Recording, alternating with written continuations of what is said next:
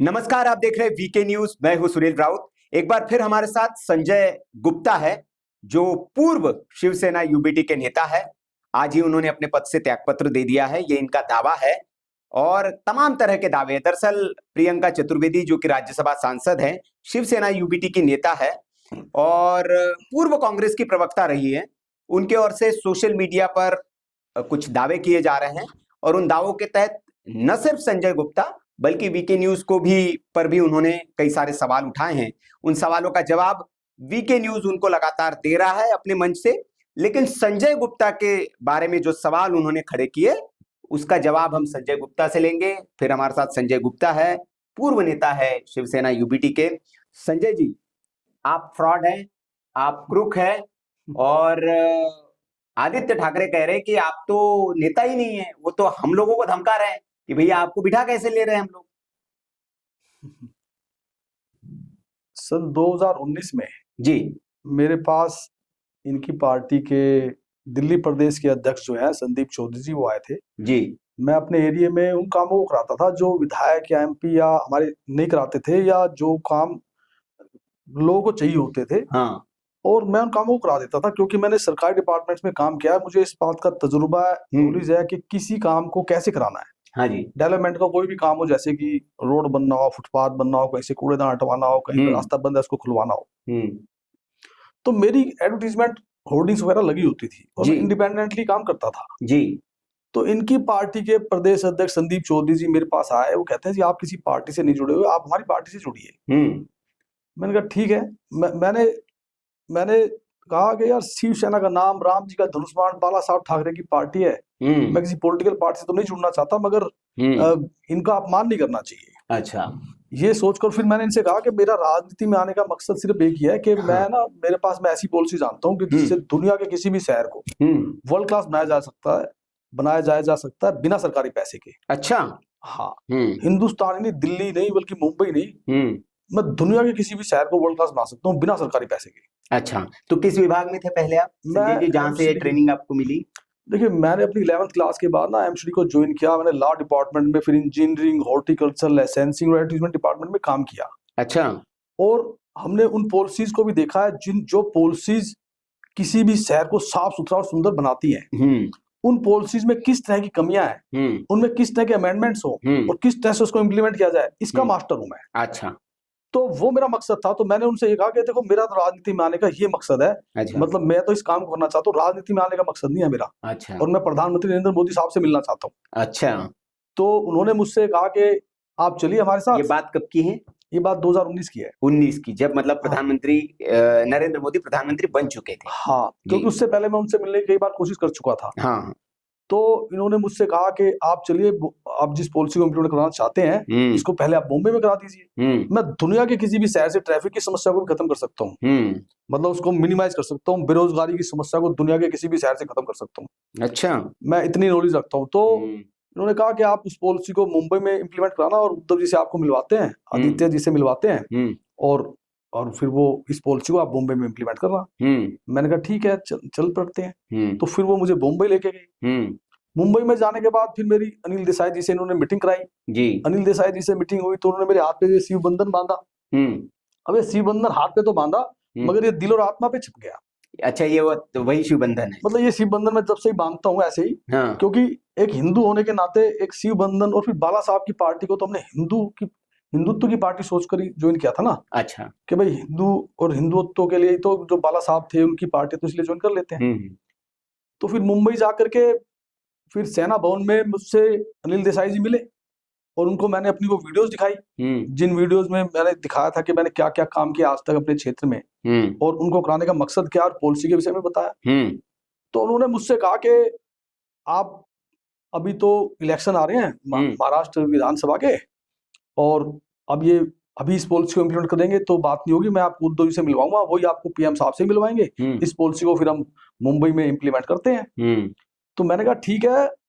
और तो कहते हैं तब तक आप प्रवक्तागिरी कीजिए, आपकी वीडियोस मैंने देखी, आप अच्छा बोलते हैं, आप प्रवक्तागिरी कीजिए आप। अच्छा, ये अनिल देसाई ने आपसे? अनिल देसाई जी ने बोला। ओके। और अनिल देसाई आपको बता दें शिवसेना के महासचिव, सेक्रेटरी, जनरल सेक्रेटरी की बात है, मतलब वो सेक्रेटरी कहते हैं, पोस्ट उनकी सेक्रेटरी है, हाँ, सेक्रेटरी या महासचिव के लेकिन काम ये करते हैं। बताते हैं कि उद्धव जी के बाद अगर कोई सेकंड पोजीशन है तो वो अनिल देसाई है पार्टी में। हाँ जी। हाँ, तो अनिल देसाई जी ने फिर वो संदीप चौधरी जी को कहा कि इनको पत्र दे दीजिए डिबेट्स में जाने के लिए। जी। वो पत्र मेरे पास आज भी है और बहुत अच्छा, वो पत्र आपके पास है? दर्शकों की सहूलियत के लिए वो पत्र हम स्क्रीन पर डाल देंगे। हाँ आपको नियुक्ति पत्र मिला हाँ और उसके बाद लगभग मुझे लगता है हर बड़े चैनल पे आप बैठ चुके हैं। हाँ, मतलब मैं तो बाला साहब की पार्टी को सोच करके फिर जिस भी न्यूज चैनल पर बैठा, मैं तो यही देखा कि मैंने कहा यार भगवान ने क्या किया मेरे साथ। मैं तो इस चीज को कोई सोचा ही नहीं था हाँ कि मैं इतने बड़े न्यूज चैनल्स पर कभी आऊंगा। हाँ। और मैं तो मेरे ख्याल से देश के सभी न्यूज चैनल्स हाँ, पर लगभग और लगभग जब सभी पर सभी देखा है आपको बड़े देश की जनता एंकरों ने। पर आया। फिर उसके बाद वो पत्र उन्होंने दिया, तो उसके बाद उन्होंने फिर मुझे मातोश्री में आदित्य जी से टाइम भी दिलवाया। आदित्य जी से मैं मिला। अच्छा, आदित्य जी से आपकी मुलाकात हुई? हाँ, उसकी फोटो भी मातोश्री के अंदर हमारे पास है। हाँ, उन्होंने तो टाइम दिलवाया। अच्छा। हाँ, तो वो फोटो भी हम सहूलियत के लिए लगा हाँ देंगे। लगा देना आप। हाँ। फिर मैं मातोश्री गया। हम्म मातोश्री में जाने के बाद फिर आदित्य जी से मुलाकात हुई। आदित्य जी से मुलाकात होने के बाद उन्होंने कहा कि ठीक है। मैंने कहा सर अगर आपसे आगे बात करनी हो तो कैसे बात करेंगे, आपका मोबाइल नंबर या कुछ। तो उन्होंने मेरे को 2 नंबर बताया कि एक तो वो धर्म मिश्रा जो उनके सचिव थे और एक सूरज चौहान, कि ये आपको टाई अप करेंगे कि इस तरह क्या कहना है क्या नहीं कहना है। अच्छा, मतलब डायरेक्शन आपको वहीं से मिलेगा। हाँ, क्या महाराष्ट्र इलेक्शन हो जाएगा तो फिर उसके बाद हम मिलते हैं, फिर इस पॉलिसी पे काम करते हैं। मैंने कहा ठीक है। तो हमने प्रवक्तागिरी शुरू कर दी। अब जिस टाइम प्रवक्तागिरी शुरू की हमने तो सभी चैनलों पे बीजेपी के साथ एक ही स्वर में बातें कही। हाँ बिल्कुल। और तब तो जब गठबंधन में थे आप। गठबंधन में थे, बहुत सब कितने ऐसे प्रवक्ता थे जिनके साथ हमने न्यूज चैनल पर एक साथ एक स्वर में बोला।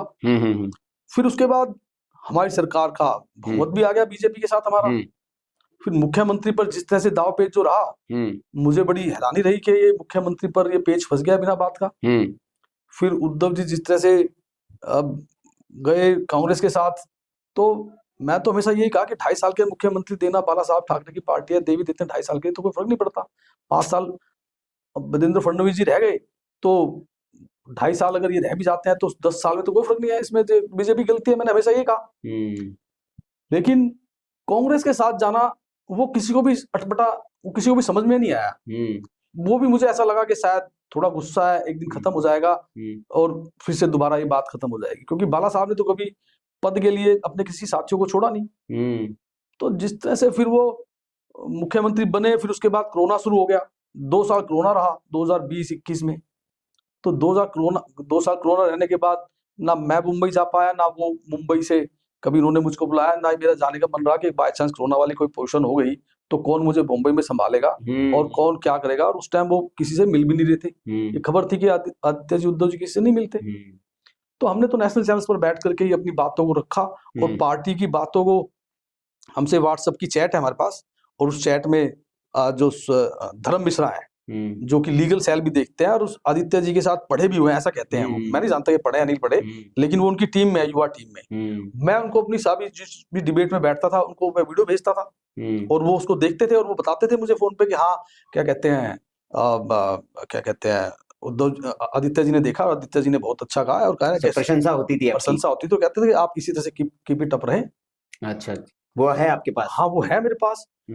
फिर 2020 में पता नहीं क्या हुआ, प्रियंका चतुर्वेदी कई चैनलों को मना करने लगी मेरे विषय में कि भाई इनको डिबेट में मत बिठाओ, इनको ये मत करो कुछ। और अच्छा, आपके पास लेटर नहीं आया, ऐसे ही आपको मना करने लगे? ऐसे ही मना करने लगे। तो फिर वो मैंने सभी न्यूज चैनलों को मना कर दिया कि भाई मेरे को अब डिबेट में नहीं आना, मेरे को मेरी पार्टी के नेता मना कर रहे हैं, कुछ नेता।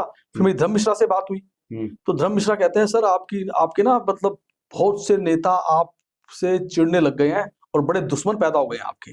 अच्छा। और वो नहीं चाहते कि एक नया हीरो पैदा हो। अच्छा।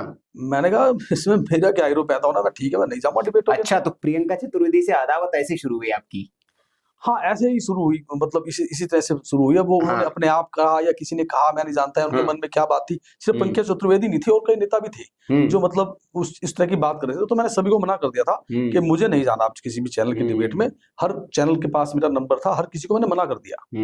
लेकिन वो फिर जब सुशांत सिंह राजपूत का मामला हुआ तो वो कहते हैं कि जी हमें तो आपको बुलाना है चैनलों पर। मैंने कहा मैं तो नहीं आना चाहता क्योंकि मेरी पार्टी के नेता नहीं चाहते। तो कहता है भाई हमें पता है कि कौन से नेता नहीं चाहते, हम आपको राजनीतिक विश्लेषक करके बुलाएंगे। अच्छा। तो 1 साल उन्होंने मेरे को राजनीतिक विश्लेषक करके बुलाया। 1 साल तक, 2020 से 21 तक ऐसी राजनीतिक विश्लेषक करके मैंने शिवसेना का पक्ष रखा जो मेरे को रखना था। उसके बाद फिर एक डिबेट थी संभाजी नगर पे और औरंगाबाद पर, जी न्यूज पर। तो जी न्यूज से मुझे फोन आया कि जी हम आपको अब हम शिवसेना नेता करके ही बिठाएंगे, राजनीतिक विश्लेषक नहीं लिखेंगे। मैंने कहा भाई मेरी पार्टी के कुछ नेता ऐसा बोलते हैं, क्या जी आपको पार्टी से निकाला तो नहीं? मैं नहीं, मैं मेरे को इस तरह का पत्र भी नहीं दिया। क्या तो हमारी जिम्मेदारी है, हम देखेंगे। उद्धव जी आदित्य जी की तरफ से कोई ऐसी बात नहीं है। मैं कहा नहीं है जी, ठीक है। तो फिर मैं बैठा, और वो जब मैं बैठा तो उस डिबेट को लाइव खुद उद्धव जी देख रहे थे। अच्छा। हाँ, मेरे पास फोन आया बकायदा धर्म मिश्रा जी का, धर्म मिश्रा जी की वॉइस रिकॉर्डिंग पे मेरे पास। अच्छा। जिसमें उन्होंने मेरे को ये कहा कि उद्धव जी ये कह रहे हैं कि इस मामले पर जिस तरह से डिप्लोमेटिक आप बोल रहे हैं ऐसे ही रहे, एंकर के भड़काने पे भड़के ना। Very good. तो वो है रिकॉर्डिंग, आप दे सकते हैं? है मेरे पास, वो भी मेरे पास मिल जाएगी, मैं ढूंढूंगा तो। क्योंकि अच्छा, मतलब ये जब आपको मना करने के बाद, जब फिर राजनीतिक विश्लेषक के बाद आप शिवसेना प्रवक्ता मतलब शिवसेना नेता बनकर बैठने लगे, तब भी आपको कीप इट अप किया गया? हाँ, तब भी कीप इट अप किया। फिर मुझे लगा कि कुछ निचले स्तर के नेता हैं जो ये नहीं चाहते, लेकिन संजय राउत जी से हमेशा, मैंने संजय राउत जी को भी हमेशा भेजता रहा हूँ अपनी डिबेट, और संजय राउत जी को फिर मैंने बोला भी था, मेरे से मिले भी थे। अभी पिछले साल की बात है शायद, मैं उनसे जब मिला था तो मैंने उनसे कहा था कि ये मेरे पास जो प्रवक्ता का पत्र है ये 2019 का है, आप मेरे को, अब सरकार हमारी बनी और हटी, अब एक बार दोबारा पत्र दिलवा दीजिए उसका, प्रवक्ता का। ऐसा हमारी पार्टी के कुछ नेता बोलते हैं, तो वो चैनल वाले भी कहते हैं कि जी कुछ दोबारा ले लो। तो संजय राउत जी ने फिर कहा, संजय राउत जी ने कहा ठीक है, मैं उद्धव जी से बात करूंगा। और उद्धव जी से बात करने के बाद फिर उन्होंने मेरे को कहा कि उद्धव जी तो आपके प्रशंसक में है, उद्धव जी तो आपके सपोर्ट में है, और पत्र तो आपको दे रखा है, और सभी न्यूज चैनल आपको बुला तो रहे हैं, मतलब सब कोई ना बुला रहा हो तब तो हम पत्र दें। अच्छा। सब बुला रहे, सब बात कह रहे, तो आप अपनी बात को कहते रहे। अच्छा, ठीक है, जो कुछ नेता होते हैं बोलते रहते हैं, बोलने तो इनको। अच्छा, ये संजय राउत जी ने कहा। ओके।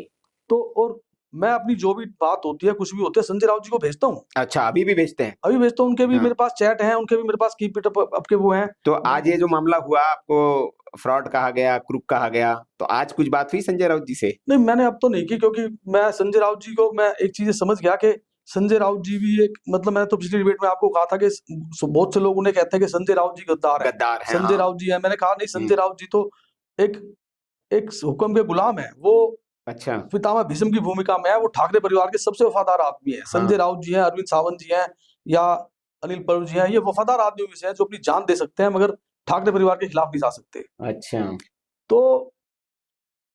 तो जिस तरह से जो ट्वीट जो प्रियंका चतुर्वेदी ने किया, उससे तो मैं कोई फर्क नहीं पड़ता, क्योंकि मैंने तो जो बात कही वो पारिवारिक रिश्ते वाली बात कही कि किसी आदमी के घर में आना जाना। आएंगे उस पे, हम आएंगे जो आप पर आरोप लगे। हम तो ये समझना चाह रहे हैं कि आदित्य ने आपको, आदित्य जी ने जो मुझे लिखा, मैंने तो बहुत बार कोशिश की, जिस तरह से विचारधारा से, बाला साहब की विचारधारा से हट करके इन्होंने जो किया, मैंने तो महाराष्ट्र इलेक्शन के चुनाव में अपनी पार्टी लाइन से हट करके इस बात को बोला हर चैनल पर कि हमारा नेचुरल लाइन बीजेपी नहीं है। ये बताइए मुझे कि प्रियंका चतुर्वेदी जी को दिक्कत क्या है?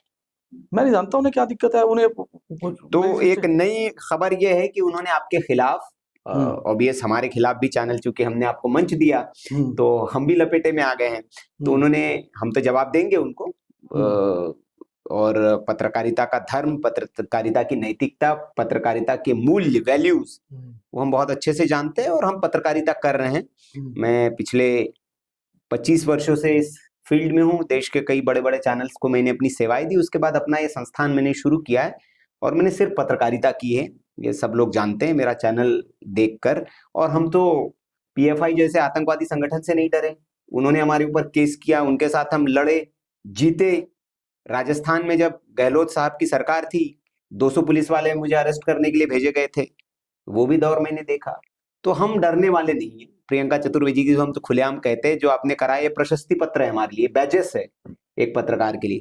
अभी वो सत्ता थोड़ी है कि अर्णब जैसे, आप अर्णब को उठा के ठूस दिया था, आपने ठूस देंगे।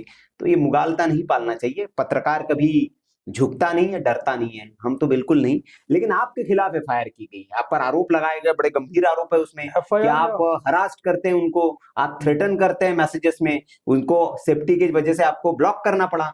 तो आप प्रियंका चतुर्वेदी के पीछे क्यों पड़े भैया हाथ धो के? नहीं, मैं तो प्रियंका चतुर्वेदी जी से यही पूछा कि आप जो मेरे खिलाफ मतलब सभी न्यूज चैनल वालों को बोलती हैं, वो करती हैं, हाँ इससे तो आप मेरे को पार्टी से निकलवा दो।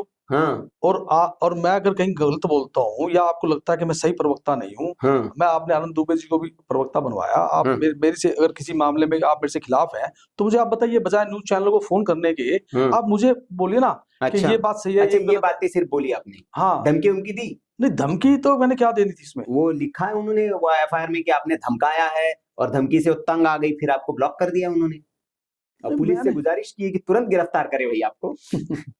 नहीं, मैंने यही कहा था कि आप बजाय न्यूज चैनलों को वालों को फोन करती हो, बजाय आप मेरे विषय में कुछ उल्टा सीधा बोलती हो, आप मुझे भी पार्टी से निकलवा दो ना, या आप मुझे ही बोल दो कि क्या कहते हैं, आप मुझे तो मना करते हैं। मैंने उससे पूछा फोन पर, तो कहते हैं नहीं मैं तो कुछ नहीं करती ऐसा, मेरा ऐसा कुछ नहीं है। लेकिन जब मैं जानता हूँ बहुत अच्छे से कि वही करती रहती थी, वही करती थी। तो आपने धमकाया नहीं, आपने कभी उनको थ्रेटन नहीं किया? नहीं, थ्रेटन क्या करना था, मैं तो छोड़ देना चाहता था पार्टी को, लेकिन मैं सिर्फ यही सोच करके नहीं छोड़ता तो था। पार्टी ने, अच्छा ये एक बात इस पर भी आते हैं, क्योंकि उद्धव जी ने आपको कहा, आदित्य ने कहा आपको कि आप पार्टी में नहीं है, आप फ्रॉड है, क्रूक है, तो पार्टी ने आपको नियुक्ति पत्र तो दे रखा है, क्या आपको निलंबित किया इस बाबत? कोई पत्र आपके पास आया, कोई नोटिस आया, कोई ट्वीट, निलंबन हुआ है आपका पार्टी से? नहीं, मुझे कुछ नहीं आया।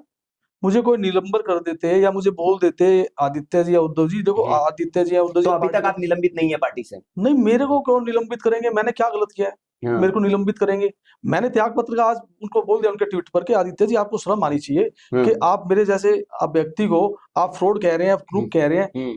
मैं कोई गुफा में बैठ के डिबेट करता था कि नेशनल चैनल पे बैठ कर डिबेट करता था, और मैंने 3000 से ज्यादा डिबेट्स में पार्टिसिपेट किया है 2019 से लेकर अब तक। कौन सा ऐसा चैनल है देश का, आज तक हो, एबीपी न्यूज हो, सारे बड़े चैनल कोई चैनल ऐसा नहीं है। आप तभी मेरे को लिख देते कि आप किस उससे जा रहे हैं और मैं दिखाता कि ये है, तो मेरे को आप हटा देते, मैंने गलत कहा था तो हटा देते। तो मुझे क्या आपको क्या लगता है कि आदित्य जी अचानक ऐसे क्यों भड़के? अभी सब लोग लिख रहे हैं उसमें ट्वीट में कि भैया आदित्य ठाकरे को गुस्सा क्यों आ गया अभी अचानक? प्रियंका चतुर्वेदी जी के विषय में मैंने जो बोला कि भाई आपने जब मेरे से एक सवाल पूछा कि जो प्रियंका चतुर्वेदी है और आदित्य ठाकरे हैं, गद्दार वो लोग होते हैं जो साथ रहते हैं और पार्टी को भी होते रहते हैं, ये मैंने कहा। और उस टाइम आपने मेरे से पूछा कि आप उद्धव जी आदित्य जी को क्यों नहीं बताते, तो मैंने यही कहा कि मेरी पहुंच उन तक नहीं है, उनकी पहुंच है। उनकी पहुंच मैंने जो कहा कि उनकी बेडरूम तक पहुंचा, उसको मैंने क्लैरिफाई किया कि बेडरूम तक पहुंचने का मतलब ये होता है कि किसी आदमी के घरेलू संबंध होना, कि वो कोई किसी के घर में जब मर्जी आ सकता है, जा सकता है, पारिवारिक संबंध होना।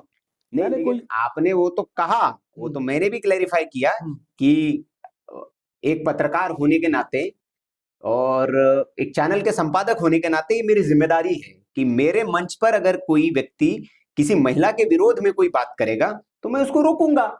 लेकिन आपने ऐसी कोई बात ही नहीं की मेरे पॉडकास्ट में। मैं ये सीना ठोक के कह सकता हूं, मुंबई पुलिस आएगी, वो पूरा पॉडकास्ट पड़ा है। ये कोई छिपा नहीं है, डिजिटल है। और जब प्रियंका चतुर्वेदी ने इस कट करके पूरे पॉडकास्ट में से एक छोटा सा टुकड़ा निकाल करके उस पर एक विक्टिम कार्ड, विक्टिमाइज खेलने की कोशिश की और उन्होंने कहा कि जी हमारे बारे में इस तरह की टिप्पणी की जा रही है, उस पर कई लोगों ने उनको जवाब दिया है कि भैया प्रियंका चतुर्वेदी जी, आपके पास अकल नाम की, बुद्धि नाम की चीज है या नहीं है? ये लोगों की बातें मैं बता रहा हूं। कह रहे कि थोड़ी भी बुद्धि अगर आपके पास होती तो उस व्यक्ति की पूरी बात को आप सुनिए। वो कह रहा है कि बेडरूम तक पहुंच होना मतलब वो क्लैरिफाई कर रहा है कि उनकी पहुंच घरेलू रिश्ते हैं उनके, और वो कभी भी पहुंच सकती है आदित्य जी तक, उद्धव जी तक। तो बोले कि वो तो उस पहुंच की बात कर रहे हैं। टाइम लेना पड़ता है, हमें मेल डालना पड़ता है, मेल पे उनका जवाब आता है नहीं आता है। मैंने कितनी बार मिलिंद नार्वेकर जी को, मिलिंद जी जो उनके खास ये है, उनको भी बात की। मैंने सूरज चौहान जी से बात की। सूरज चौहान जी आजकल तो खैर वो जेल में। मुझे तो ये लगता है संजय जी कि ये बहुत दिन से आपका मामला था और आप लपेटे में आ गए, तो सोचा आज लपेट ही देते हैं, ऐसा कुछ हुआ है। और वीके न्यूज पर खैर हम तो बुलंद आवाज उठाने वाले लोग हैं। अब प्रियंका जी डिबेट पर कुछ लेके बैठेंगी रात के 8 बजे तो खबर तो दिखाई जाएगी, और वो खबर हमने दिखाई। प्रियंका जी बोल नहीं पा रही है, उनकी जुबान लड़खड़ा रही है, क्या लेके बैठी है वो हमें नहीं पता। लोग बोल रहे थे कुछ लेके बैठी थी वो। तो जब आप ऐसा करेंगी तो उस खबर को